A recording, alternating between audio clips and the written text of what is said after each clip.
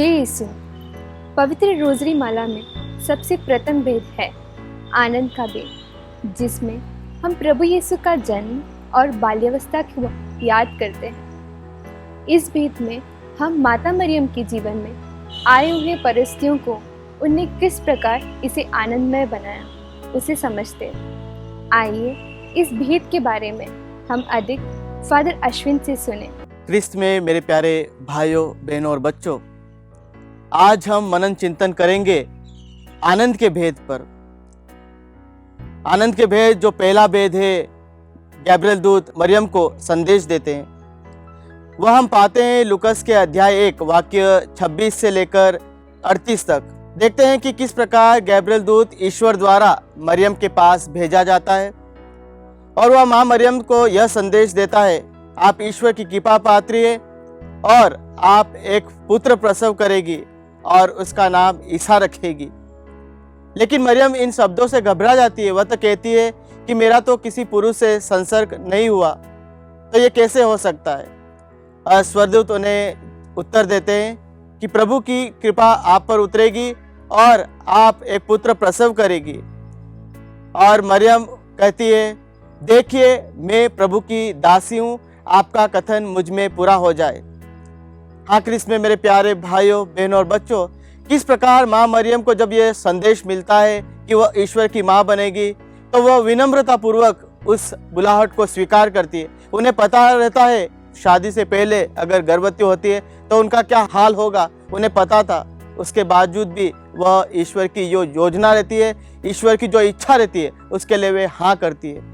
हम भी अपने जीवन में साक्षात रूप से स्वर्गदूत हमारे जीवन में आकर हमें संदेश भले न दिया हो, लेकिन वह हमें लोगों द्वारा, अपने मित्र द्वारा, अपने परिवार द्वारा ईश्वर हमें संदेश देते हैं। आइए हम भी ईश्वर की योजना को अपने जीवन में स्वीकारें और विशेष रूप से उन लोगों के लिए प्रार्थना करें जो विवाह संबंध में जुड़ने जा रहे हैं, जो माँ बनने जा रहे हैं उनके लिए, ताकि ईश्वर उन पर अपनी आशीष और कृपा दान बरसाए। दूसरा भेद हम देखते हैं कि माँ मरियम एलिजाबेथ से भेंट करने जाती है, माँ मरियम एलिजाबेथ से मुलाकात करने जाती है। वह हम पाते हैं लूकस के अध्याय 1 वाक्य 39 से 48 तक। जब माँ मरियम को संदेश मिलता है कि एलिजाबेथ उनकी कुटुंबनी बुढ़ापे में भी वह गर्भवती हुई है, 6वां महीना चल रहा है, तो माँ मरियम शीघ्रता से यूदा नगर में उनसे मिलने जाती है। जकरियस के घर में प्रवेश करती है और एलिजाबेथ को अभिवादन करती है। तो एलिजाबेथ पवित्र आत्मा से परिपूर्ण हो जाती है और उनके जो गर्भ में बेटा रहता है वो उछल पड़ता आनंद के मारे। और इसलिए एलिजाबेथ कहती है कि आप सभी नारियों में धन्य है और धन्य है आपके गर्भ का फल। माँ मरियम भी आनंद से खुश होकर वह कहती है कि मेरी आत्मा प्रभु का गुणगान करती है, क्योंकि उन्होंने अपनी दीन दासी पर दया दृष्टि की है। हाँ क्रिस्त में मेरे प्यारे भाइयों और बहनों, किस प्रकार माँ मरियम जब उन्हें पता चलता है कि उनकी कुटुंबनी एलिजाबेथ जो गर्भवती है, 6वां महीना चल रहा है, कि उनकी मदद करने के लिए कोई नहीं है, तो माँ मरियम शीघ्रता से उनकी मदद करने के लिए उनके पास जाती है। और कहा जाता है कि 3 महीने तक वह उनके साथ रहती है, उनके हर काम में उनकी सहायता करती है।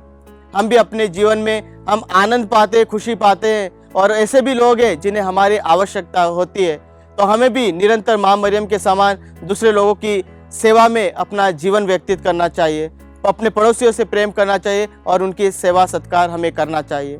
तीसरा हम देखते हैं कि आनंद के भेद में जो प्रभु यीशु के जन्म के बारे में हम सुनते हैं, वह हम पाते हैं लूकस के अध्याय 2 वाक्य 6 से 12। माँ मरियम जब अपने गर्भ के दिन पूरे हो जाते हैं, वे यीशु को जन्म देती है और उसे कपड़ों में लपेटकर वे चरनी में उसे लेटाती है, क्योंकि सराय में जगह नहीं थी। और जब हम देखते हैं कि वह चरनी में उन्हें रखती है, तो ईश्वर के दूत चारों ओर आके खड़े हो जाते हैं और ईश्वर का गुणगान करते हैं। और वहाँ बताया गया है जो पहला स्वर्गदूत संदेश देते हैं, वे सभी जो गडरिये रहते हैं उन्हें वह संदेश मिलता है। तो हम देखते हैं कि एक कुंवारी के द्वारा ईश्वर जन्म लेते हैं। माँ मरियम उस मसीह को इस संसार में लाते हैं। खुशी से हम प्रभु को अपने जीवन में जन्म दे, अर्थात अपने जीवन को बदले, उस पवित्रता को अपने जीवन में हम लाने के लिए प्रयत्न करें। तो आइए विशेष रूप प्रार्थना करें जो जन्म लेने जा रहे हैं उन बच्चों के लिए, और जो बच्चे इस संसार में ताकि वे भी माँ मरियम के समान अपने जीवन में बदलाव ला सके, अपने जीवन में ईश्वर का अनुभव कर सके। और जिस प्रकार स्वर्गदूत ने सामान्य गधेड़ियों को संदेश दिया, हम भी उसी सामान्य व्यक्तियों के समान है। ईश्वर भी हमें संदेश देता है, ईश्वर भी हम पर अपनी कृपा दृष्टि बरसाता है। देखते हैं कि चौथा आनंद का भेद है, वह है प्रभु यीशु को मंदिर में चढ़ाया जाता है। जब संत यूसुफ और माँ मरियम प्रभु यीशु को मंदिर में समर्पित करने जाते हैं तो वहाँ उनकी मुलाकात एक धर्मी पुरुष सिमियोन से होती है। और जब सिमियोन प्रभु यीशु को देखता है तो वह उसे अपनी गोद में ले लेता है और वह कहता है कि हे प्रभु, आपके वचन के अनुसार इस दास को अपने पास शांति में बुला लीजिए, क्योंकि उसका जो इच्छा थी वह ईश्वर को देखने की इच्छा थी और वह पूर्ण हो जाती है। और वह माँ मरियम से कहता है कि इस बालक द्वारा सारी इज़राइल का उत्थान और पतन होगा। आखिर इसमें मेरे प्यारे भाइयों, बहनों और बच्चों, किस प्रकार सिमियोन ईश्वर को जब अपने गोद में लेता है, ईश्वर को पहचानता है, ईश्वर को जान जाता है और अपने जीवन में वह आनंदित महसूस करता है। उसी प्रकार हमें भी अपने दिल को खोलना चाहिए, अपने मन को, अपने शरीर को खोलना चाहिए, ताकि हम भी ईश्वर को अपने जीवन में, अपने परिवार में हम उनका स्वागत कर सके और एक पवित्रता का जीवन हम जी सके। और पांचवा हम देखते हैं आनंद का जो भेद है, जहाँ पर प्रभु यीशु को मंदिर में चढ़ाया जाता है, जो हम पाते हैं लूकस के अध्याय 2 वाक्य 41 से 50 तक। जब प्रभु यीशु को माँ मरियम और संत योसेफ जब वे 12 वर्ष के थे तो प्रथा के अनुसार वे उन्हें पास्का पर्व पर वे यरूशलेम उन्हें ले जाते हैं। और वहाँ पर्व समाप्त होने के बाद वे जब वापसी करते हैं तो वे अपने बालक को उनके बीच में नहीं पाते, तो वो अपने कुटुंबियों से और अपने परिचितों से वे पूछते हैं कि क्या वो बालक उनके साथ में, और वे उनके बीच में नहीं पाते हैं तो वे घबराए हुए रहते हैं और फिर से वह यरूशलेम जाते हैं। और जब वे यरूशलेम जाते हैं तो वे उन्हें शास्त्रियों के बीच में बैठे हुए उनकी बातें सुनते हुए और उनसे प्रश्न करते हुए उन्हें पाते हैं। और बाद में जब प्रभु यीशु उनसे मिलते हैं तो माँ मरियम उनसे कहती है कि बेटा, तुमने हमारे साथ ऐसा क्यों किया? तुम्हें पता नहीं था तुम्हारे पिता और हम कितने दुखी थे और तुम्हें ढूंढ रहे थे? और प्रभु यीशु उन्हें उत्तर देते हैं, क्या आपको पता नहीं कि मैं अपने पिता के घर में होऊंगा? आखिर इसमें मेरे प्यारे भाइयों, बहनों और बच्चों, कि किस प्रकार 3 दिनों बाद प्रभु यीशु को माँ मरियम और संत योसेफ पाते हैं।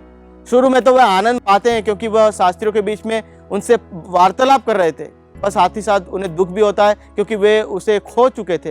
हम देखते हैं कि किस प्रकार कुछ बच्चे अपने घर छोड़ के चले जाते हैं, अपने माँ बाप को छोड़ के चले जाते हैं और अपने जीवन को बर्बाद कर देते हैं। तो हम विशेष रूप से उन लोगों के लिए भी प्रार्थना करें कि प्रभु इन बच्चों को, युवा लोग हैं, उन्हें शक्ति सामर्थ्य प्रदान करे ताकि वे भी अपने माता पिता के प्रति अधीन रहें और उनकी आज्ञा का पालन करें, जिस प्रकार बालक यीशु ने अपने माँ बाप के प्रति अधीन रहे और उनकी आज्ञा का पालन करा।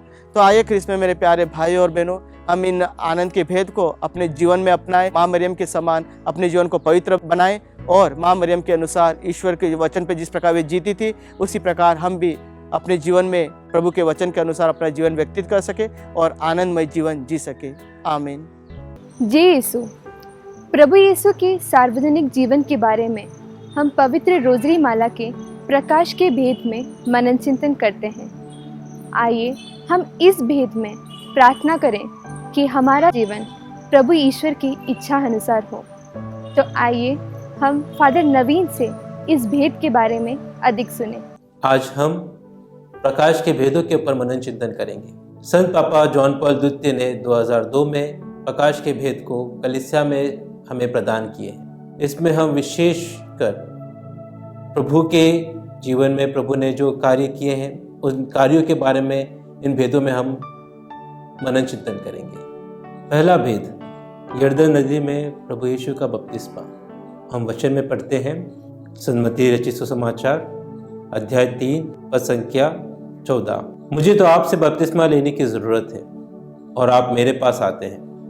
परंतु ईसा ने उसे उत्तर दिया, अभी ऐसा ही होने दीजिए। यह मेरे लिए उचित है कि इस तरह धर्म विधि पूरी करें। इस पर यूहन्ना ने ईसा की बात मान ली। जी हाँ दोस्तों, आज हम सभी क्रिस्ती होने के नाते हम सभी ने बपतिस्मा ग्रहण किया है। हम अपने जीवन में पूर्ण रूप से प्रभु से कहें कि प्रभु बपतिस्मा संस्कार के द्वारा मैं आपका पुत्र, मैं आपकी पुत्री बन गई। जब हम इस भेद को कहते हैं, हम अपने बपतिस्मा के क्षण को याद करें।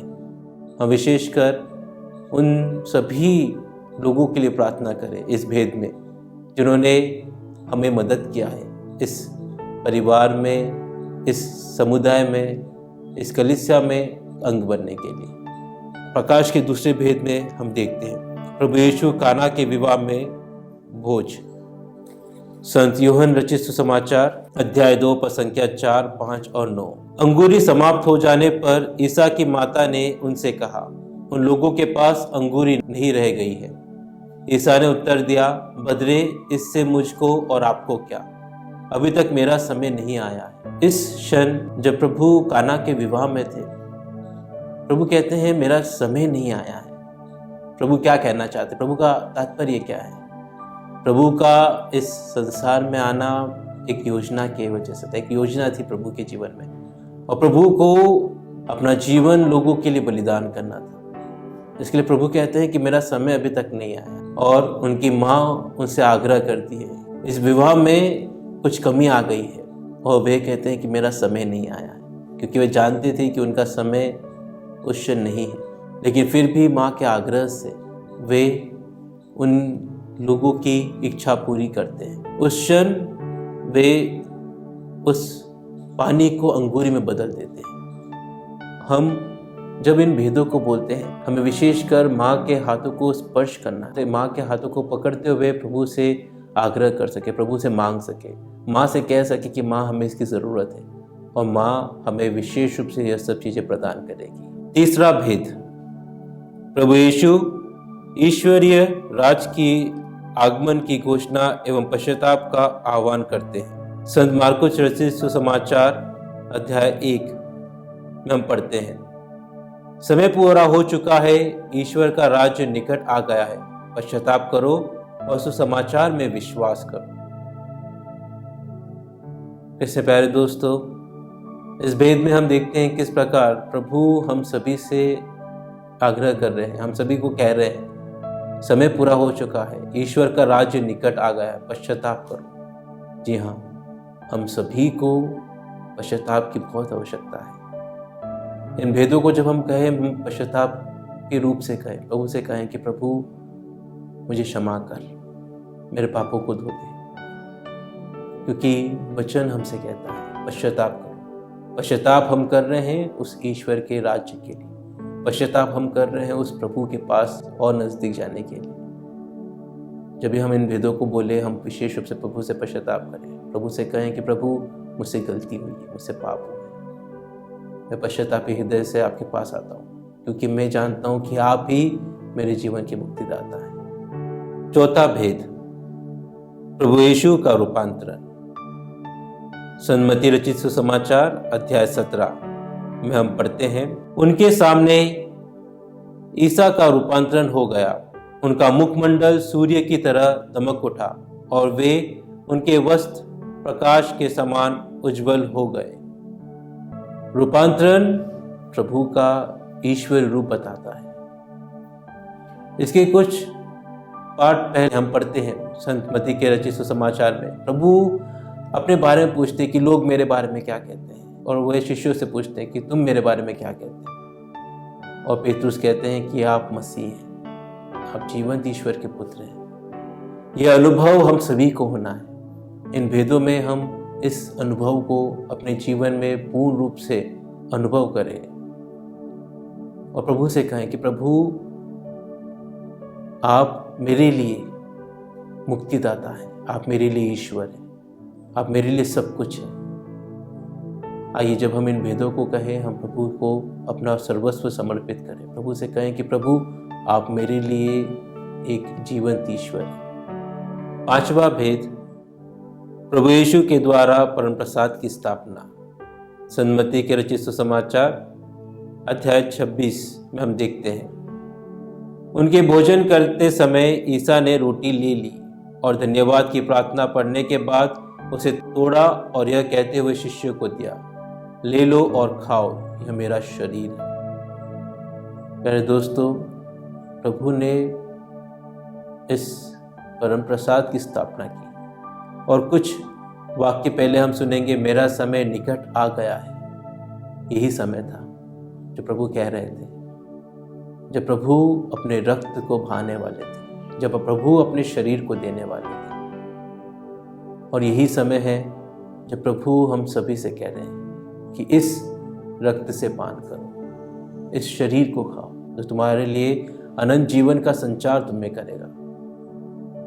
हम सभी इस शरीर और रक्त को ग्रहण करते हैं। इस भेद में हम विशेषकर प्रभु से कहें कि प्रभु धन्यवाद आपके इस शरीर के लिए, आपके इस रक्त के लिए। जब इस प्रकाश के भेद में हम इस भेद को दोहराएंगे, इस भेद को कहेंगे, हम माता मरियम के साथ उस दुख को अपने जीवन में ग्रहण करें, उस परेशानी को अपने जीवन में ग्रहण करें जिस परेशानी से माँ गुजरी थी, और माँ के साथ इस भेद को हम दोहराएं। प्रभु से कहें कि प्रभु तेरा रक्त, तेरा शरीर मेरे जीवन के लिए अनंत जीवन का संचार है। तो इन भेदों में आज हमने देखा किस प्रकार प्रकाश के भेद हमारे जीवन में प्रभु के कार्यों को बताते हैं। इन भेदों को बोलते समय हम हमेशा याद रखें कि यह भेद हमारे जीवन में बहुत कार्य करेंगे और बहुत महत्व रखते हैं, क्योंकि ये भेद हमारे जीवन को पूर्ण रूप से परिवर्तित करेंगे, हमारे जीवन का संचार करेंगे, हमारे जीवन में मार्गदर्शक बनेंगे। आइए इन भेदों को माँ मरियम के साथ, माँ मरियम की मध्यस्थता द्वारा हम एक साथ मिलकर कहें।